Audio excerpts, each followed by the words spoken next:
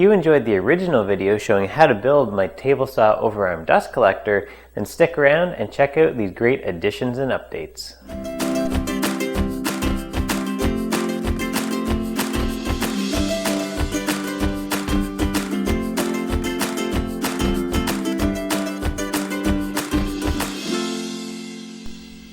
Hey guys, and welcome to another episode of DP Shop Talk. And today we're going to revisit the Overarm table saw dust collector that I built and take a look at the additions and updates that I've made for it, which also include a modification to my crosscut sled to make it work better with the Overarm.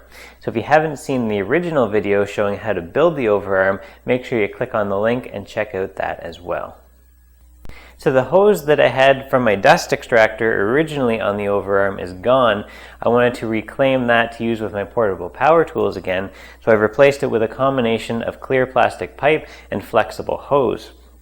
Now this was actually a suggestion from one of the viewers, Paul Jenkins. So thanks again, Paul, for the great idea. And this is one of the things that I love about DP Shop Talk and the DP Shop Talk community is all the great ideas that come from you guys. So it's not just my ideas that are going out there, it's the ideas from you guys. So I really enjoy that. Make sure you keep them coming, and thanks again for everybody that contributes.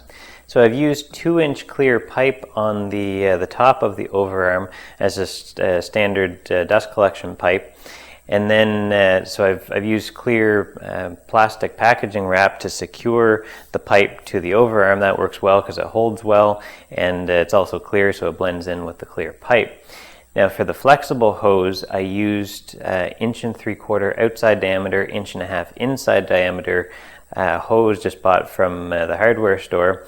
And that works perfectly because it plugs directly onto the dust shroud with no adapter needed, and it also fits right inside of the 2-inch clear pipe. Now what I've done on the end of the hose is wrapped a few layers of masking tape around the hose itself to get just the right fit inside the hose and make a good seal. So that allows me to pull the hose in or out to get just the right amount of slack in the hose here. And as a bonus feature, what I can do is unplug the hose from the dust shroud, pull the hose out a ways from the pipe, and then I can use this to suck up any stray sawdust on the table saw after I've used it to clean up easily without needing to bring the vacuum over to do that separately. So at the other end of the Overarm, I've installed a 90-degree elbow to make the turn, and then a piece of the same 2-inch clear plastic pipe to go vertically along the vertical arm of the Overarm. And then I've used the same plastic wrap to attach it to the side. And at the end of the pipe, I've used the same type of hose and done the same thing with the masking tape, wrapped it around the outside of the hose to get a good snug fit and a good seal. And then that hose goes on to the dust extractor. So what I've done on the end of the hose is fitted this 2 1/4 inch diameter fitting on it so that it plugs directly into the dust extractor. So the way that I made that is I took one of these dust collection fittings that I had kicking around the shop that I've never had a use for, and just cut this part off of it so that it was just the end cup left.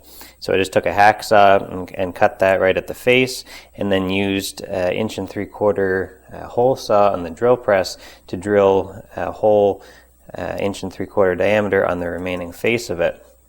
So what that let me do is put the hose through that hole, since it's 1 3/4 outside diameter, and then I siliconed it in to attach the two together. So this easily plugs into to my dust extractor, or you could use a shop vac or anything with that standard fitting.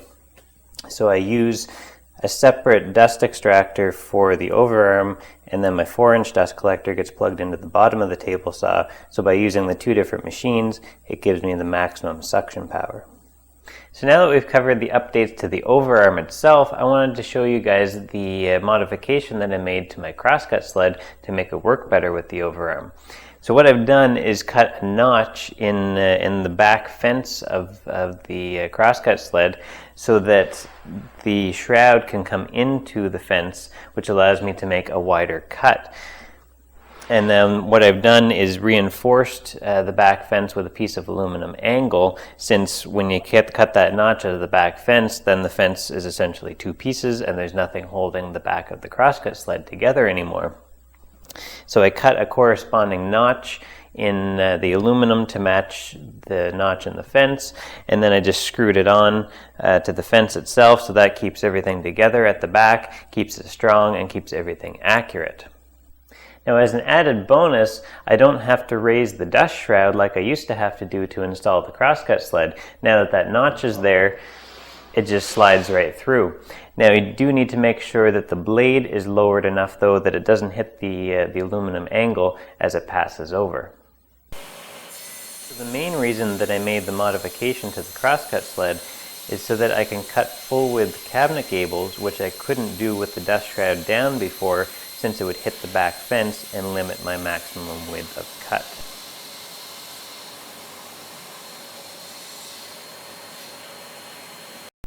So that's a look at the additions and modifications to my overarm dust collector as well as my crosscut sled. Now, as I mentioned earlier, if you haven't seen the original video on how to build the overarm dust collector, make sure you check that out as well. And there's also a video on 4 table saw dust collection upgrades to improve the overall dust collection efficiency of your table saw. Now, on the topic of dust collection, the next episode coming out is going to be an in-depth look at the complete dust collection system that I use in my shop, what I use and how I use it to keep my shop clean. So if you're not already subscribed, make sure you hit that subscribe button so that you'll be notified when videos like this come out. And also, if you haven't seen my new website yet, make sure you check that out at danpattison.com for more helpful content, and sign up for the free email newsletter while you're there to stay up to date with the latest news, tips, and content. So I hope you found this video helpful. If you have, don't forget to like, share, and subscribe. And as always, make sure you leave your ideas, thoughts, and questions in the comments below. Let's get some shop talk going about dust collection. So thanks for watching, and until next time, let's talk shop.